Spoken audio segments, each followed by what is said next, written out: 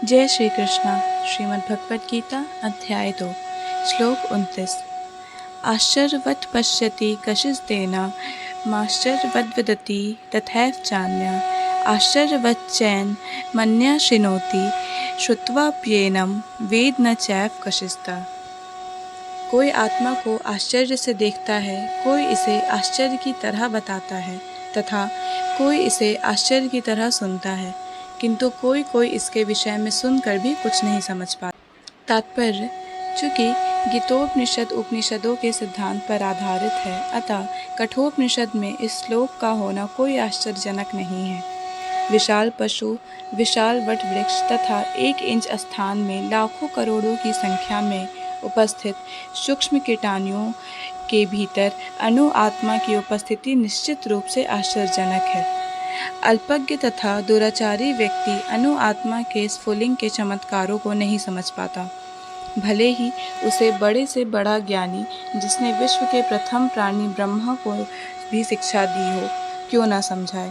वस्तुओं के स्थूल भौतिक बोध के कारण इस युग के अधिकांश व्यक्ति इसकी कल्पना नहीं कर सकते कि इतना सूक्ष्म किस प्रकार इतना विराट तथा इतना लघु बन सकता है।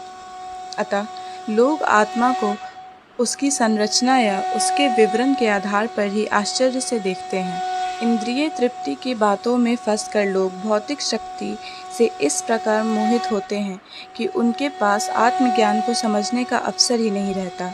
यद्यपि यह तथ्य है कि आत्मज्ञान के बिना सारे कार्यों का दुष्परिणाम जीवन संघर्ष में पराजय के रूप में होता है। संभवतः उन्हें इसका कोई अनुमान नहीं होता कि मनुष्य को आत्मा के विषय में चिंतन करना चाहिए। ऐसे थोड़े से लोग जो आत्मा के विषय में सुनने के इच्छुक हैं, अच्छी संगति पाकर भाषण सुनते हैं, किंतु कभी कभी अज्ञानवश वे परमात्मा तथा अणु आत्मा को एक समझ बैठते हैं। ऐसा व्यक्ति खोज पाना कठिन है जो परमात्मा अणु आत्मा उनके पृथक पृथक कार्यों तथा संबंधों एवं अन्य विस्तारों को सही ढंग से समझ सके। इससे अधिक कठिन है ऐसा व्यक्ति खोज पाना जो आत्मा के ज्ञान से पूरा लाभ उठाया हो और जो सभी पक्षों से आत्मा की स्थिति का सही निर्धारण कर सके।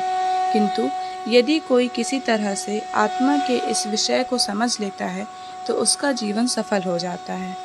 इस आत्मज्ञान को समझने का सरलतम उपाय यह है कि अन्य मतों से विचलित हुए बिना परम प्रमाण भगवान कृष्ण द्वारा कथित भगवद गीता के उपदेशों को ग्रहण कर लिया जाए, किंतु उसके लिए भी इस जन्म में या पिछले जन्मों में प्रचुर तपस्या की आवश्यकता है।